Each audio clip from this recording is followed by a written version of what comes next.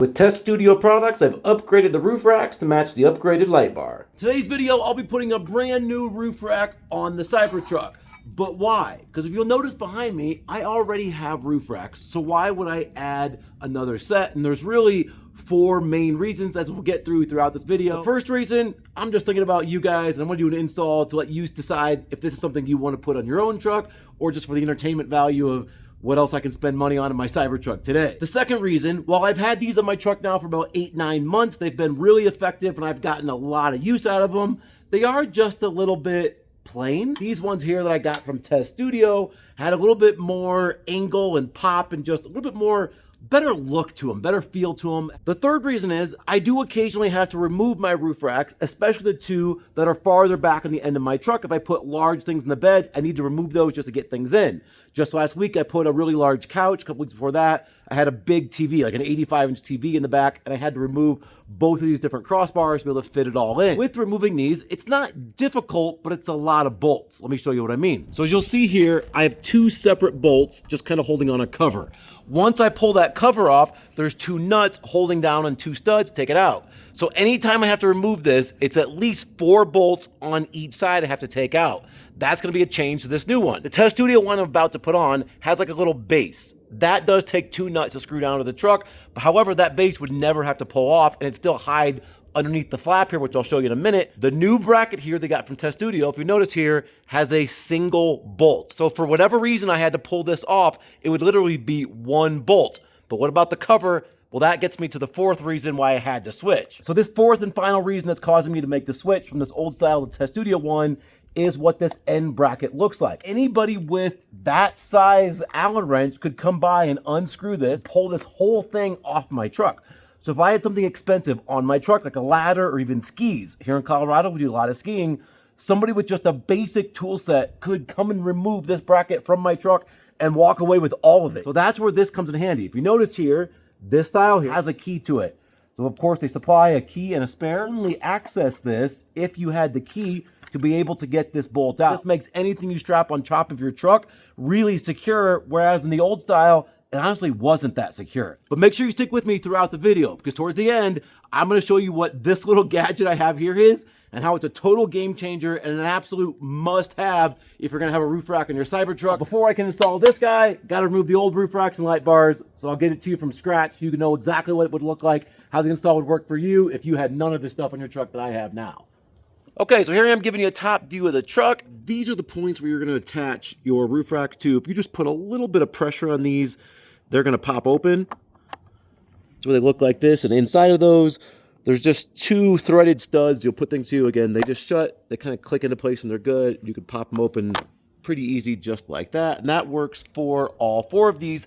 The only difference is the one on the passenger side, which I'll show you that. And actually the passenger side works the exact same. The only difference is it has the electrical in it that I have my light bar it's hooked to. So it just kind of runs tucked along and back in there. So one might naturally think that as you go up to the truck, all these racks should be the same exact distance, but it's really not true. In fact, your truck is actually widest here at the end and gets progressively smaller as it goes up. The benefit of these is because they're adjustable, they can go in any position, which makes it more simple to set up. The other benefit to that is if let's say you had them in the front 2 positions, that's where I'm gonna install my 2 today, but for whatever reason you had to move it. Maybe you just want to adjust one back to get a larger surface area.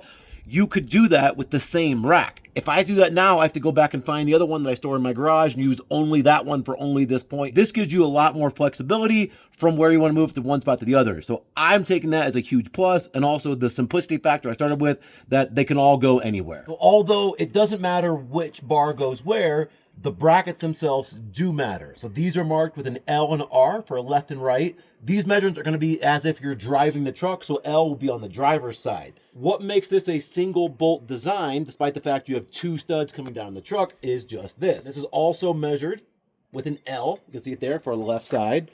What this little bracket's going to do is it's got the 2 holes that are going to go down over those 2 studs in the truck, and then the single hole is where this is going to line up to where the one particular bolt is going to go down into this, and then it's going to connect to this bracket, which is already connected to the truck. They include these little rubber bumpers. These are to help cushion and make a little bumper, as said, in between the truck and the bracket itself. There's 2 little square bump outs of this rubber and 2 little circular ones. They just squeeze and fit nicely onto the edge of this. I'll actually mount this to the truck first, and then I'll put this down over top of it. Come take a look. So here's the little bracket I'm talking about. I'm going to start with this one right here. If you notice, it does have the L on it, and also there's the flat edge. So the flat edge is going to go towards the inside of the truck like so. It's just going to slide down right over top of these 2 studs, and then you're going to take the 2 included little 10mm nuts. I'm going to put these on with my drill, but any just manual socket, as long as it's 10mm, I'll put these in just fine. So after I put this little protective rubber base on the bottom, you'll notice there's a hollow inside the actual bracket itself. So that little flip up top plastic cover of the studs actually fits inside of that, and you snug it down good with the torque wrench until it's nice and tight. These are going to flex in and out, and there are 2 screws on each outside leg. That's going to go down through this, and they're going to connect into some little silver, like a bracket underneath. I'll show you those in a second. So let me show you first how to line these up the right way. 2 little silver nuts inside this track that those bolts are going to go into, but they just slide around freely. So to make it easier, I'm going to match these up about as close as I think they're going to go. And then once I slide it in, I'm going to see if I can actually see these little nut bases down in the track. So I can't quite see both of them here. So I adjust it just slightly. And now when I kind of put it together, you can see, I think I'll be able to catch the bolts into those nuts. So as you can see, it was able to get these close enough where the threads will grab, but I will get it tight, but not so tight because I won't be able to flex it to fit the exact length later. All right, attaching these end brackets is really simple, but you are going to use the smaller torque screw, so that big wrench you were using won't work for these, but it does also include the little L-shaped wrench. This giant bracket just fits into the hollow of the roof rack, and it fits in really snug, but you still want to go ahead and put in these 2 tiny little beveled edge screws with the included Allen wrench, 1 on each side. So I'm going to recommend stretching this out a little bit longer than it needs to be, because it's always going to be easier to go smaller than bigger before you come slide it on, like so.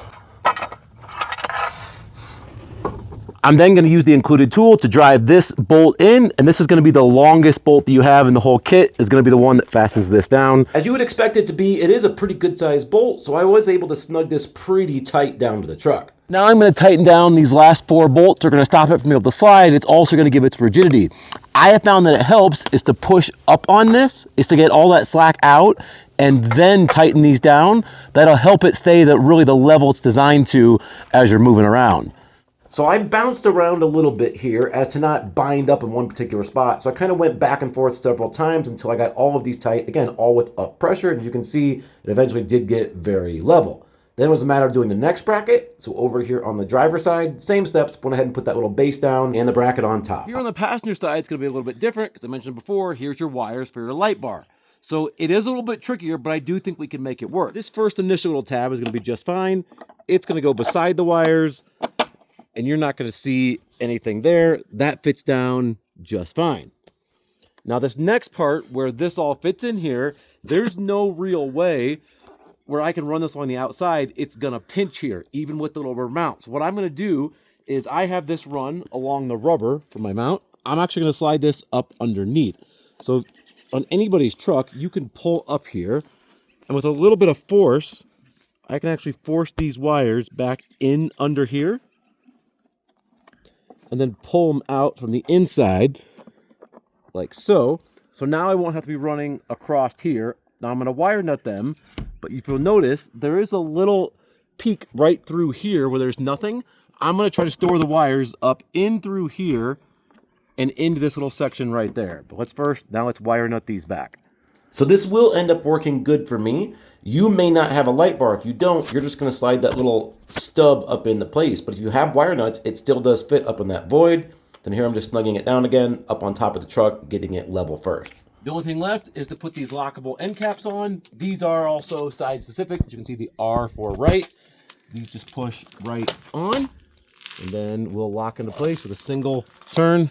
It pulls out, and now nobody can steal your racks or anything on your racks. Huge upgrade in my opinion. And all 4 of these lockable end caps do take the same key. But as promised at the beginning of the video, here's this little gadget. I'm gonna talk about what its point is and why it's extremely helpful, specifically in the Cybertruck with these roof racks. So I'm gonna throw this little ladder up on top here just for example, like I would any day. So I can now strap it on, use any ratchet ties, things like that. However, most trucks are gonna sit totally horizontal like this. The Cybertruck, of course, sits like this. So your ladder or anything up here is gonna have a tendency to slide as it goes. that's where these things come into place. This little thing here is going to slide inside the track of most racks, including this one here. With this little end cap off, this little rectangle here is going to slide perfectly into the groove. It's going to slide in here like so, and then it can tighten down. So this can be used to like pinch. Yes, that can help, but also when this is tightened down here, like in this position, for example, it can also be used to catch the rung, and it's now used as a stop so it won't slide down. You could pinch these in the tight or even pinch these opposite, something like this, and not even necessarily need a tie down if you're going low mile per hour and not over anything bumpy. I would recommend that you separate these keys, probably leave one in the truck and one elsewhere, just so if you lose them, you don't lose both of them. If you want to get these, jump on the Tesstudio site. I'll leave a link down in the description below. Use my channel name, CARisma, and you'll receive at least a 20% off discount code. If you like this video, hit that like button, and I'll see you in the next one. I'll leave you with this completion view of the Tesstudio light bar and roof racks, like in the little rack stops up top.